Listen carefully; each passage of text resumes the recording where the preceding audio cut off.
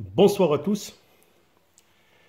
Alors, nous allons étudier quelques astuces de calcul concernant l'étude des ondes. Alors, pour cette raison, nous allons traiter 3 exercices qui vont vous permettre de connaître de près le genre de questions que vous aurez à traiter, surtout les questions concernant la propagation d'une onde le long d'une corde. Alors, je vais bien évidemment vous proposer cas par cas. On a 3 cas à proposer. Et pour chaque cas, on va proposer l'énoncé de l'exercice, répondre aux questions et bien évidemment donner des explications supplémentaires au cas de besoin. Alors donc, propagation d'une onde le long d'une corde. Pour ce premier cas, la figure numéro 1 représente 2 images successives d'une onde qui se propage le long d'une corde. Déterminez la nature de l'onde, justifiez votre réponse. Question numéro 2, sachant que la durée qui sépare les 2 images est tau égale 125 millisecondes. Calculez la distance parcourue par l'onde à l'instant tau. Déduire la vitesse de propagation. Notez bien, 100 cm correspond à 8 divisions. F, le front de l'onde, correspond à 11 divisions. Donc voilà la figure qui va nous permettre de répondre aux questions proposées. Donc remarquez que cette distance correspond à 100 cm qui correspond à 8 divisions. Normalement, je n'ai pas pu les faire, mais à en tenir compte, 100 cm 8 divisions. Et le front d'onde F correspond à 11 divisions. Alors bien évidemment, mettez pause avant de revoir la résolution.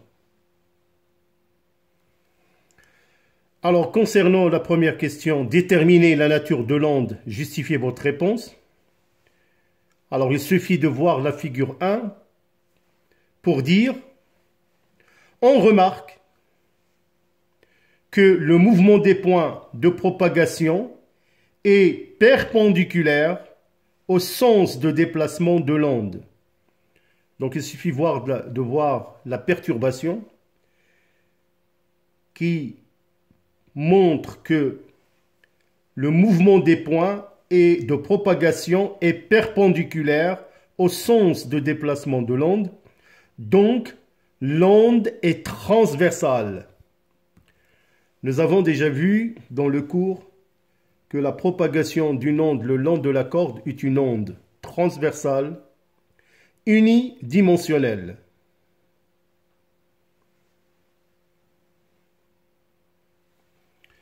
Alors la deuxième question, 2.1. Calculer la distance parcourue par l'onde à l'instant tau. Alors donc, on nous a donné tau est égal à 125 millisecondes. Donc, en 125 millisecondes, l'onde a parcouru 11 divisions qui correspond au positionnement du front F qui représente le front d'onde. Revenez à votre schéma, figure. Donc, on a dit que F se trouve à 11 divisions.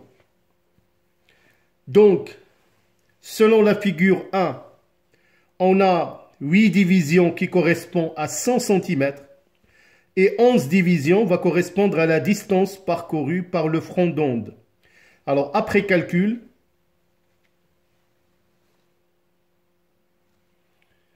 Alors vous allez trouver que D est égal à 137,5 cm.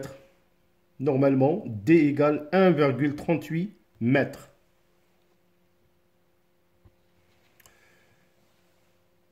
Après déduire la vitesse de propagation, alors la vitesse de propagation, on a V est égal à D sur delta T. Bien évidemment, delta T, c'est delta T égale à tau, qui est la durée qui sépare les deux images successives. Donc, on peut trouver que V est égal à 1,38 sur 125 multiplié par 10 puissance moins 3. Bien sûr, il faut convertir tau en secondes pour trouver que la vitesse est égale à 11 mètres par seconde. Alors maintenant, nous allons aborder le deuxième cas, qui sera un deuxième type d'exercice. Alors, comme vous pouvez le voir, la figure numéro 1, ci-dessus, représente l'image d'une corde à l'instant T1 et à l'instant T2. Question, déterminer la célérité, déterminer la longueur de la déformation et la durée de cette déformation.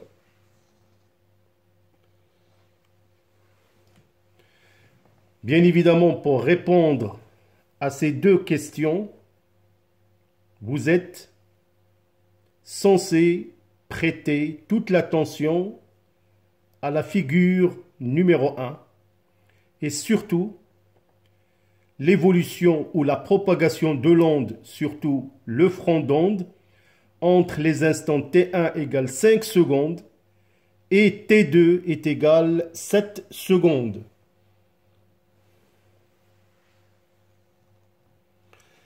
Alors nous allons passer à la correction, mais avant cela, j'aimerais bien tirer quelques informations qui vont m'aider. Alors à l'instant T1, je remarque que le front d'onde est à 4 cm. Alors qu'à l'instant T2, 7 secondes, le front d'onde atteint 14 cm.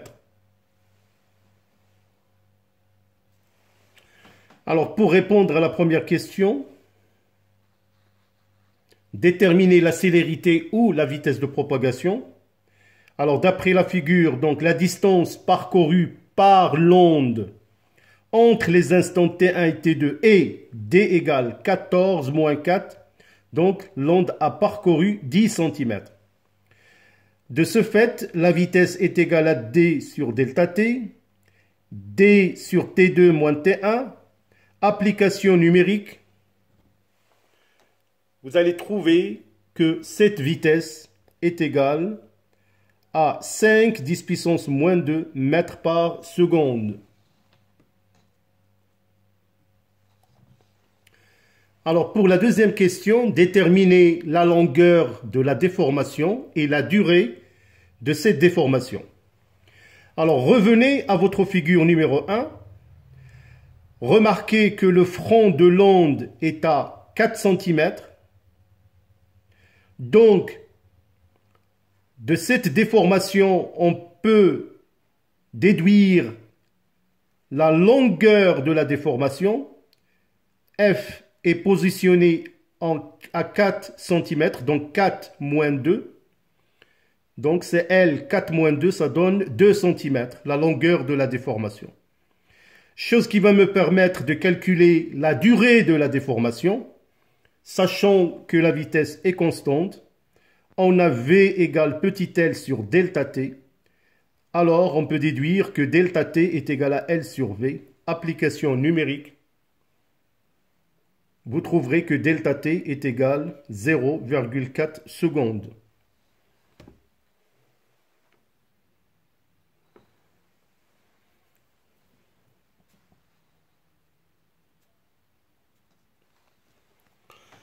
Alors nous continuons et nous allons traiter le troisième cas d'exercice, le dernier de cette capsule. Alors remarquez encore une fois, on vous donne une figure 2 qui donne l'aspect d'une corde à l'instant t est égal à 0. Alors, une onde transversale se propage le long d'une corde avec une vitesse v égale à 2 mètres par seconde. La figure 2 représente l'image de la corde à l'instant t. Petite question, petit 1. À quel instant l'onde atteint le point M? Décrire le mouvement de M. Combien dure le mouvement de M? Représenter l'image de la corde à l'instant t est égal 4 secondes.